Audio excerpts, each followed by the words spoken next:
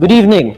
The Supreme Court upholds the Sandiganbayan's June 2012 decision dismissing the case to recover ill-gotten wealth filed by the Presidential Commission on Good Government against the estate of the late President Ferdinand Marcos Sr. and his cronies. In 1987, the Presidential Commission on Good Government filed the cases for reversion, reconveyance, and damages against the former president, represented by former First Lady Imelda Marcos, President Bongbong Marcos, Senator Amy Marcos, and Irene Araneta, as well as their allies. The Sandiganbayan has dismissed the cases, mostly civil in nature. PCGG then elevated the dismissals in 4 separate petitions before the Supreme Court, which were also dismissed. In this recent case made public Tuesday, the Supreme Court says evidence failed to establish ill-gotten wealth, noting that some pieces of evidence are even of doubtful admissibility. The case involves companies under Tycoon Lucio Tan, to which Marcos Sr. and Imelda allegedly granted concessions or have interests or beneficial ownership. The Supreme Court reiterates the findings of the Sandiganbayan that it could not find proof that Tan received concessions or that his business ventures benefited from Marcos Sr. Department of Health Secretary Ted Herbosa assures the public that mechanisms are in place to ensure the confidentiality of public data following the reported hacking of the World Health Organization's database. According to Herbosa, the hacked WHO database contains COVID-19 vaccination information from the Philippines, among others. Herbosa says the DOH is in coordination with the WHO and the Department of Information and Communications Technology with regard to the incident. In response, the Department of Health is currently in close coordination with the World Health Organization and the Department of Information and Communications Technology to ascertain the veracity of this report, as well as to determine the extent of any possible data breaches and the appropriate interventions should there be any. According to DICT Secretary Ivan Uy, the hacking incident happened about 2 days ago. Herbosa says that the DOH has taken steps to further reinforce the security of its data systems.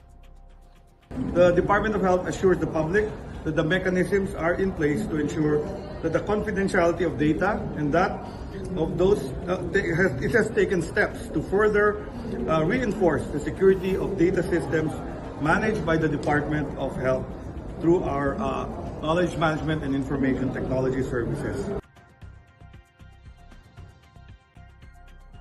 Senator Amy Marcos says the grant of bail to former Senator Laila de Lima proves there is no need for the International Criminal Court to meddle with the country's justice system. In a statement, Marcos says the grant of de Lima's bail was a testament to the independence of the judiciary that is oblivious of personalities or any political noise. De Lima was released from detention on Monday after a Muntinlupa court granted her petition for bail on her remaining drug case. According to Marcos, this proves the ICC has no business meddling with our justice system. She adds that the ICC has no jurisdiction over any Filipino, especially former President Rodrigo Duterte. Duterte has been accused before the ICC of committing crimes against humanity in connection with his administration's bloody war on drugs. Senator Marcos also stresses that her brother, President Bongbong Marcos, does not intervene in the judiciary. De Lima herself thanked the Marcos administration for respecting the independence of the judiciary and the rule of law. Former Senate President Franklin Drilon says those who forced witnesses into providing distorted testimonies against ex-Senator Laila de Lima should also be held accountable.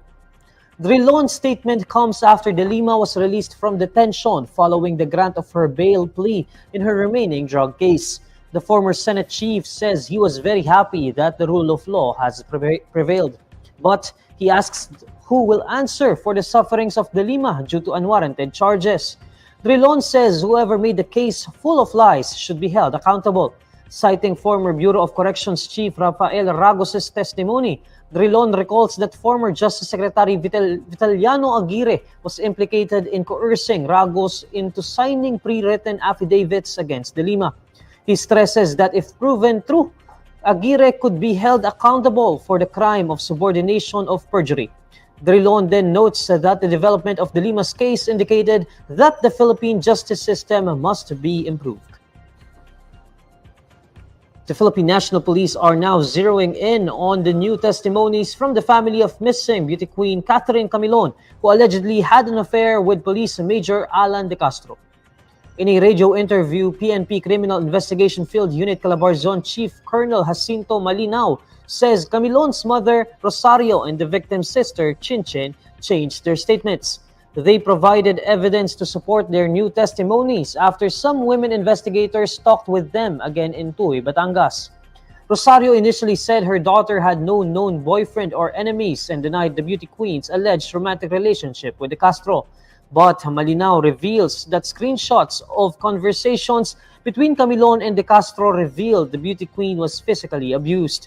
Malinaw also discloses that Camilon apparently told De Castro's wife that he was having an affair. Malinaw says this might have angered De Castro, adding that the police see this as a possible motive in Camilon's disappearance. On Monday, the PNP filed complaints of kidnapping and serious illegal detention against De Castro, his driver Jeffrey Areola Magpantay, and two other John Does or unidentified persons. A special report by INQUIRER.net on the then proposed law on vaping is recognized as the first ever best story in tobacco product alternatives in this year's Bright Leaf Agriculture Journalism Awards. The report, written by Cristina Eloisa Baclig, was published on April 21, 2022 and presented a balanced view of the vape bill by presenting both sides of the debate. Baclig is a content researcher and writer for INQFocus, a channel on INQUIRER.net dedicated to research, features, and special reports. Baclig's report highlights the debate on the risks and benefits of vaping and the then proposed law. It was edited by news desk head Tony Bergonia and contained comprehensive visuals by INQFocus graphic artist Ed Lustan. According to its website, the Bright Leaf Awards recognizes the most outstanding and relevant agriculture stories in print, broadcast, and online media.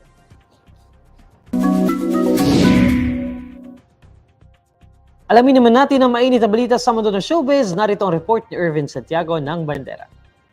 Nagpakumbaba ang talent manager at content creator na si Ogie Diaz. Nanghingi siya ng paumanhin sa lahat ng mga celebrities na na-offend sa mga issue na kanilang ibinabalita. Ayon sa vlogger, totoong maraming bumabatiko sa kanya ngayon at sa YouTube channel niyang Showbiz Updates dahil sa tinatalakay nilang mga maiinit na balita at kontrobersya.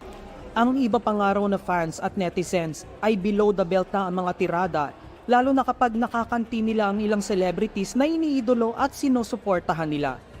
Pero ayon sa talent manager, so far naman daw ay wala pa siyang nakakaalitan at nakakasagutang artista sa kabila ng mga isyong tinatalakay nila. Kamakailan lamang ay nabash si Papa O ng bonggang-bongga matapos ibalita ang umano'y palihim na pagkikita ni Daniel Padilla at Andrea Brillantes, na isa raw sa mga dahilan ng hindi pagkakaunawaan ngayon ni DJ at Catherine Bernardo. Nilinaw naman agad ni Ogie na hindi sa kanya galing ang balita, kaya nga may disclaimer agad siya na hindi pa ito confirm at sana nga ay hindi raw totoo. Tinalakan din niya ang ilang fans na tumawag sa kanya ng fake news peddlers. Kasunod nga nito, nagsalita uli si Ogie sa kanyang vlog at humingi ng paumanhin sa lahat ng mga celebrities na na-hurt sa mga balita nila. Kung na-offend man daw ang ibang artista sa kanilang mga ibinabalita, ay humihingi sila ng sorry. Ako si Irvin Santiago at yan ang Bandera Chika natin today. Here's the latest roundup of today's top stories. Supreme Court upholds Sandiganbayan ruling junking ill-gotten wealth case against the estate of former President Ferdinand Marcos Sr. Health Secretary Teodoro Orbosa assures public that mechanisms are in place to ensure the confidentiality of public data amid the reported WHO database hacking. And tropical depression east of Mindanao weakens into a low-pressure area. Pag-asa says it may re-intensify once it enters the Philippine area of responsibility.